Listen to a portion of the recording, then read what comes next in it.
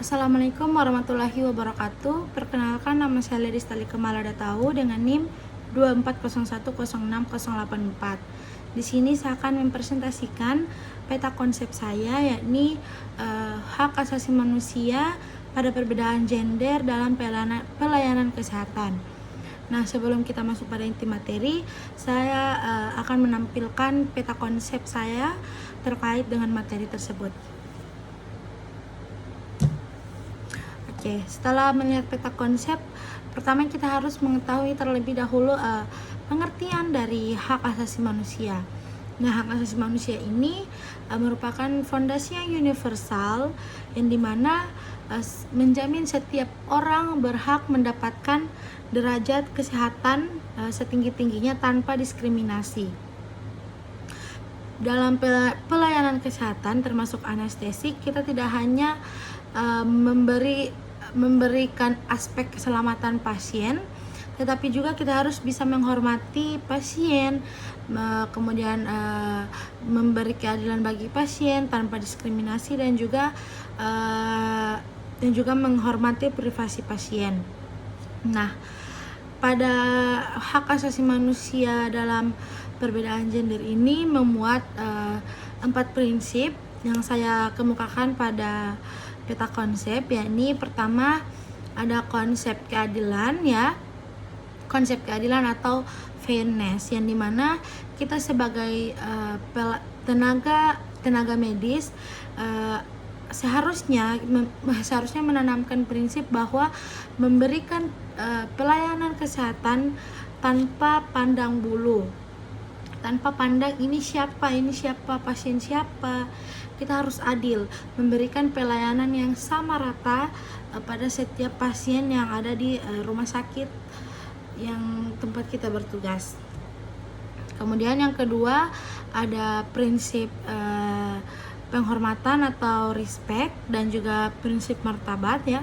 Ini prinsip dua ini sangat penting karena kita harus menanamkan rasa empati kita, kemudian kita harus bisa menjaga privasi pasien dan juga menghormati privasi pasien, menghormati keputusan pasien yang berkaitan dengan nilai dan keyakinan pribadi dari pasien tersebut.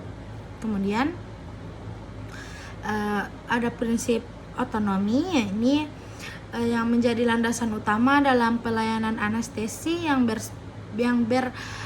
berperspektif hak asasi manusia, di mana setiap pasien memiliki hak untuk menentukan keputusannya sendiri apakah mau dilakukan tindakan yang sudah kita jelaskan dalam informed consent, apakah ia memutuskan menolak atau menerima, dan semua putusan pasien itu kita harus bisa menerimanya dan menghargai apa yang sudah diputuskan secara mandiri oleh pasien. Kemudian pada peta konsep yang saya paparkan ini terdapat apa saja diskriminasi yang terjadi pada perbedaan gender terhadap pasien. 3 poin, yakni pertama pada wanita, yakni di mana pasien wanita ini seringkali dihadapi dengan diskriminasi dalam pelayanan kesehatan reproduksi seperti pembatasan akses dalam kontrasepsi, aborsi yang aman, dan juga penanganan pasca persalinan yang bermutu. Kemudian pada lelaki ini seringkali mendapatkan perlakuan yang berbeda karena setiap kali pasien lelaki mengeluh akan satu hal dianggap terlalu berlebihan, sehingganya pada pasien lelaki ini seringkali tidak menerima perlakuan dalam pelayanan medis yang bagus seperti itu. Kemudian yang terakhir ada transgender, yakni di mana setiap kali transgender ini berobat ataupun sedang dirawat di rumah sakit, pada kelompok transgender ini mengalami diskriminasi yang terbilang cukup berat, karena mereka kerap kali dihadapi dengan kondisi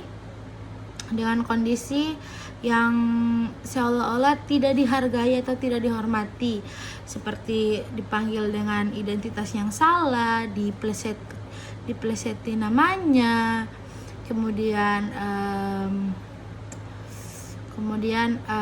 adapun pada saat pasien transgender itu berobat atau sedang mengeluh atau sedang dirawat, nah biasanya bahkan ada mereka dari tenaga medis seringkali membahas tentang yang di luar dari batas aman pembicaraannya, ini seperti sudah masuk pada privasi pasien, dan ini seringkali terjadi pada kelompok transgender. Nah, setelah kita ketahui diskriminasi pada pasien wanita, pria, dan juga transgender, selanjutnya kita masuk pada upaya diskriminasi terhadap pasien perbedaan gender, yakni dimana pertama memuat poin pendekatan multidimensi, kemudian yang kedua integrasi perspektif gender dalam kebijakan kesehatan, yang dimana kita sebagai tenaga medis pelayanan kesehatan, yakni kita harus bisa memberi kesetaraan gender pada pasien tanpa terfokus atau berat pada satu gender yang kita layani. Kemudian yang kedua ada penerapan pedoman klinis berbasis bukti, evidence based practice. Kemudian yang ketiga yakni pelibatan komunitas dan pelayanan berbasis gender. Dan yang terakhir ada fokus pada pelayanan primer, yang dimana kita sebagai tenaga medis difokuskan saja untuk menangani apa yang dirasakan pasien tanpa kita mencampuri urusan-urusan dari pasien tersebut. Kiranya ini presentasi dari saya, mohon maaf bila isi presentasi saya kurang jelas, mohon dimaafkan, dan saya mohon untuk koreksi jika terdapat kesalahan dalam presentasi saya. Sekian, wassalamualaikum warahmatullahi wabarakatuh.